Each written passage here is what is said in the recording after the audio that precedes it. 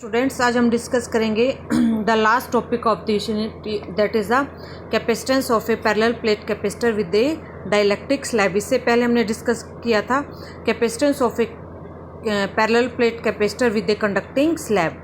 हमने एक capacitor parallel plate capacitor consider कर लिया, प्लस क्यू और माइनस क्यू इसकी दो प्लेट्स के ऊपर चार्ज है। D is the separation between these two plates and E note is the direction of the electric field from positive to negative and the capacitance of this capacitor is given by C naught is equal to epsilon naught A by D. अब हमने क्या किया, इसमें एक dielectric slab introduce कर दी of thickness t. Dielectric slab से क्या हो जाएगा, ये हम पहले डिस्कस कर चुके हैं। पोलराइजेशन से यहाँ पर नेगेटिव चार्ज एक्यूमुलेट हो जाएगा और यहाँ पर क्या हो जाएगा, पॉजिटिव चार्ज एक्यूमुलेट हो जाएगा। And the direction of the electric field intensity inside this dielectric slab will be from positive to negative, that is opposite to the external electric field intensity.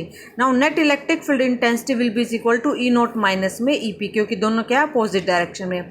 अब हम जैसे हमने पिछले इसमें लिखा था पोटेंशियल लिखेंगे, इसमें E नोट जो है हमारे पास आउटसाइड द, यानी इस जगह पर और इस जगह पर क्या है हमारे पास E नोट है आउटसाइड द डाइलेक्ट्रिक स्लैब।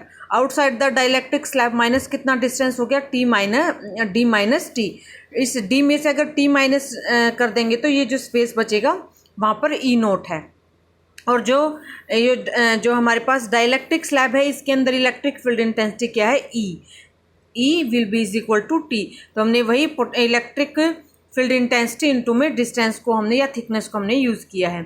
इसके बाद हमने एक फॉर्मूला पढ़ा था डाइलेक्ट्रिक कांस्टेंट का, that is the ratio of the electric field intensity in the vacuum to the medium. तो E naught divided by E, यहाँ से ई किसके इक्वल आ जाएगा हमारे पास, के यहाँ चला जाएगा, ई नोट डिवाइडेड बाय के। ये वैल्यू हम यहाँ पर पुट कर देंगे तो हमारे पास आ जाएगा E naught will be is equal to into में डी माइनस टी, प्लस में ई की वैल्यू पुट कर देंगे E naught divided by K into में टी। यहाँ से ई नोट कॉमन ले लिया तो यहाँ पर बच गया हमने डी माइनस टी और प्लस में क्या बच गया हमारे पास टी अपॉन के। अब इन लास्ट दो टर्म्स में से हम क्या करेंगे, माइनस टी कॉमन लेंगे। माइनस कॉमन लेंगे तो अंदर के साइन चेंज हो जाएंगे, that is equal to 1 minus K. अब जो ई नोट की वैल्यू हम वो पुट कर देंगे।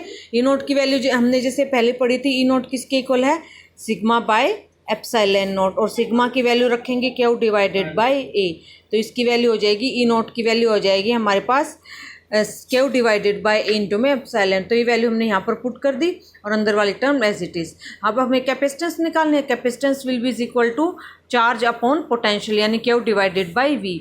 तो Q as it is, V की वैल्यू जो अभी हमने ऊपर निकाली थी वैल्यू पुट कर दी, क्यू से क्यू कैंसिल हो गया, हमारे पास आ गया epsilon naught A D minus T और ये टर्म आ गई। अब यहाँ से हमने डी कॉमन ले लिया, डी कॉमन ले लिया तो फर्स्ट में क्या बच जाएगा 1 और सेकंड में डी है नहीं तो उससे डिवाइड हो जाएगा, तो क्या हो जाएगा हमारे पास t divided by D into 1 minus K. अब ये जो वैल्यू है epsilon naught A divided by, this is the value of the capacitance of the parallel plate capacitor in the vacuum, और उसको हम सी नोट से पुट करेंगे और जो बाकी वैल्यू है वो ये बच जाएगी। अब इस इधर आके डिनोमिनेटर में चला जाएगा तो C by C naught is equal to this. अब जो डिनोमिनेटर की value it is less than 1, ये हमने पहले भी किया था कि डिनोमिनेटर अगर लेस देन 1 है तो ओवरऑल जो वैल्यू आएगी it will be greater than 1। तो C naught by C naught is greater than 1, it means C is greater than C naught. It means capacitance of the parallel plate capacitor increases when a dielectric slab introduced between the plates. तो चाहे हमारे पास conducting slab हो चाहे हमारे पास dielectric slab हो, capacitance दोनों ही केस में क्या होती है, इंक्रीज होती है। अब हमारे यहाँ पर क्या है, ये फर्स्ट यूनिट यहाँ पर ख़त्म हो चुकी है, इसके बाद हम शुरू करेंगे second unit. Okay, thank you.